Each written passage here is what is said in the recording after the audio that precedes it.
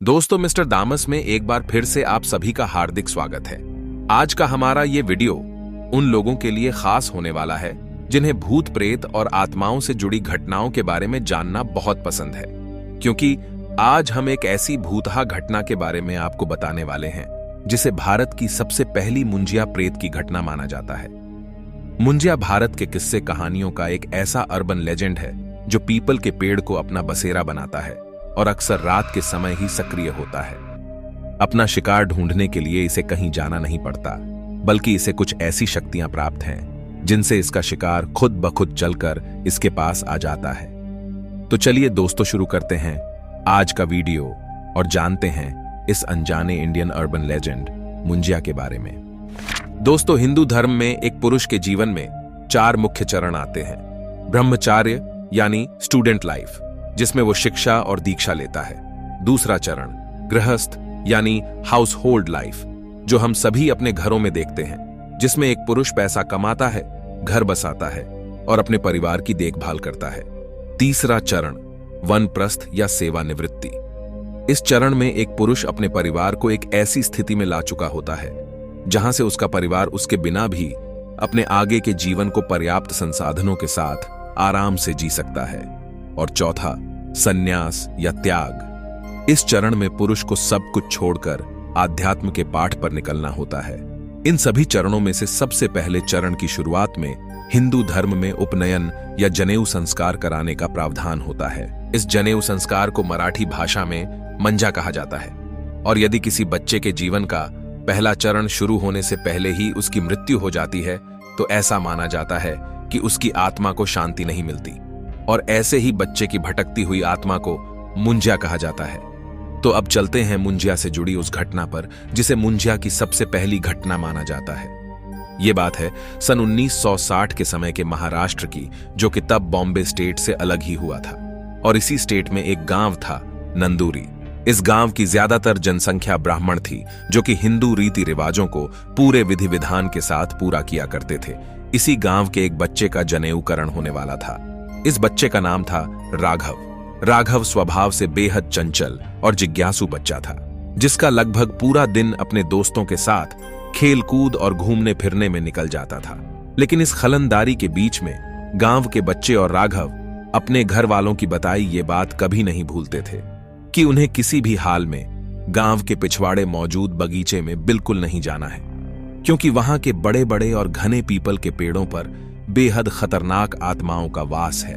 दरअसल गांव के लोगों का यह मानना था कि उस बाग में इतने सारे पीपल के पेड़ हैं जो यूं ही अपने आप ही उगाए थे, और अब दिन भर उन पेड़ों से अजीब अजीब सी आवाजें आती रहती हैं।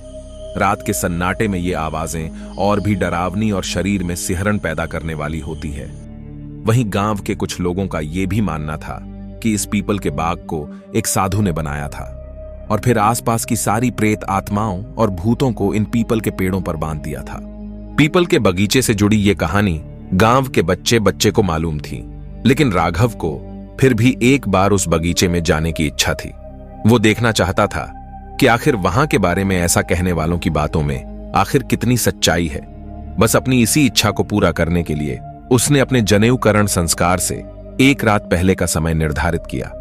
उसे पता था कि मुंजा संस्कार से पहले वाली रात घर में जश्न का माहौल होगा और सभी लोग पूरी रात भजन, कीर्तन और अगले दिन की तैयारियों में व्यस्त होंगे। फिर क्या था, बस अपनी मुंजाकरण से एक रात पहले राघव उस बगीचे की तरफ बढ़ चला। वो सावधानी और तेजी से पीपल के बगीचे की ओर बढ़ता चला गया। जैसे जैसे बगीचा पास आ रहा था, राघव को वहां से आती हुई आवाजें और भी साफ सुनाई देने लगी। राघव बगीचे के पास आ चुका था, लेकिन अब उस बगीचे से आने वाली आवाजें इतनी डरावने लगने लगी थीं कि राघव की हिम्मत अब जवाब देने लगी। उसका डर उसकी जिज्ञासा पर हावी होने लगा था। बगीचे में दाखिल होने से बिल्कुल पहले राघव ने वापस घर की ओर मुड़ जाने का फैसला किया और वापस अपने घर की ओर चल पड़ा। लेकिन तभी उसे पीछे से किसी की आवाज सुनाई दी। राघव ने जब आवाज की ओर गौर किया तो ये पाया कि ये तो उसके पिताजी की आवाज थी। वो अदृश्य आवाज राघव को पुकार रही थी। इस आवाज में कुछ था जो राघव को वशीभूत किए जा रहा था, और राघव एक बार फिर पीपल के बाग की ओर चल पड़ा। अगली सुबह घर वालों को राघव घर में नहीं मिला। एक तरफ मुंजा संस्कार की विधि शुरू होने वाली थी, वहीं दूसरी ओर राघव का कोई अता पता नहीं था। घर वालों ने अब राघव की तलाश को तेज कर दिया था और पूरे गांव में उसे ढूंढा जाने लगा। लेकिन फिर पीपल के बाग के पास पड़ने वाले घरों से हलचल और एक शोर सुनाई पड़ने लगा, और ये शोर देखते ही देखते विलाप में बदल गया, क्योंकि बगीचे के एक पेड़ पर एक लाश लटकी हुई थी। वो लाश राघव की ही थी। इस हंगामा खेज घटना के बाद पूरा गांव सदमे में था।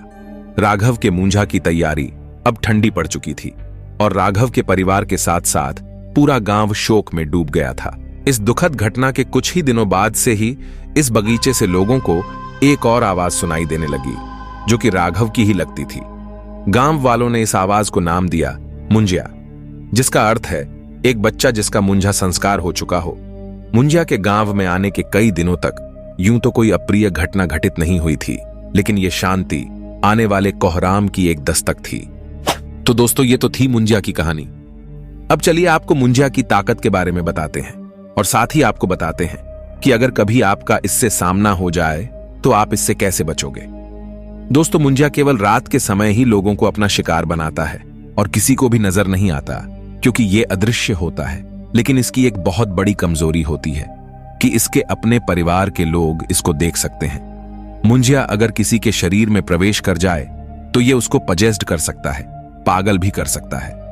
कई तांत्रिक लोग अपने दुश्मनों के वंश का खात्मा करने के लिए मुंजिया का इस्तेमाल करते थे, क्योंकि मुंजिया के पास ऐसी ताकत होती है कि यह किसी भी औरत के पेट में पल रहे बच्चे को पेट के अंदर ही मार देने की ताकत रखता है।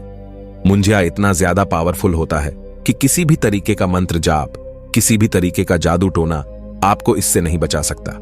लेकिन इससे बचने का एक बड़ा आसान तरीका है। अगर मुंजिया किसी के शरीर में प्रवेश कर जाता है या किसी को परेशान कर रहा होता है तो मुंजिया का यह श्राप 7 पीढ़ियों तक चल सकता है।